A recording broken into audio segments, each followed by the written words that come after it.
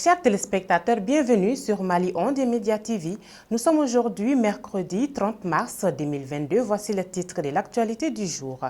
Le président de la transition a reçu l'ordre des notaires du Mali.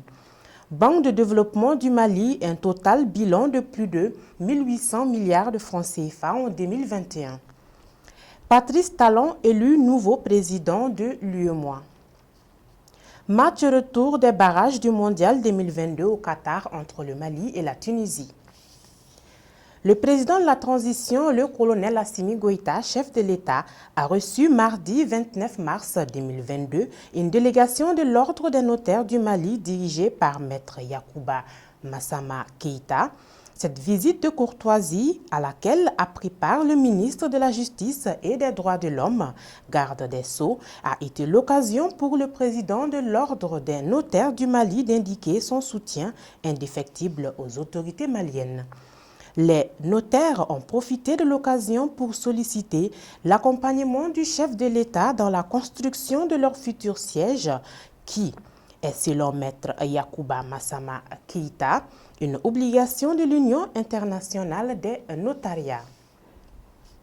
Le conseil d'administration de la BDM-SA, Banque de développement du Mali, s'est réuni à sa 70e session ordinaire le samedi 26 mars 2022 dans la salle de conférence de son siège sous la présidence du président du conseil d'administration Ahmed Mohamed Ag Amani, ancien premier ministre du Mali, en présence du directeur général M. Ibrahima Ndiaye, des administrateurs du Mali et ceux du Maroc qui suivaient par visioconférence.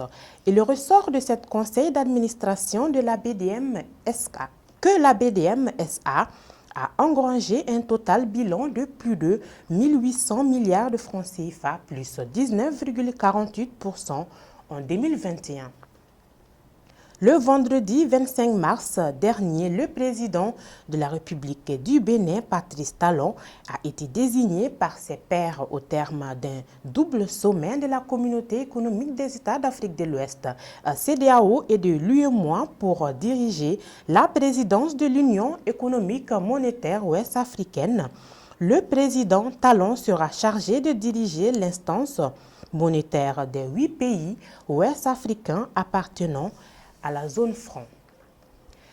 Le suspense n'aura pas duré très longtemps quant à la qualification des Aigles du Mali à la prochaine Coupe du Monde au Qatar. Les Aigles du Mali se sont inclinés face à la Tunisie à domicile 0-1 le vendredi dernier, 25 mars 2022.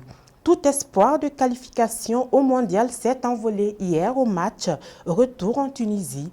Le score affiché à la fin de la rencontre était match nul. Merci de nous avoir suivis. Ceci met fin à ce JT.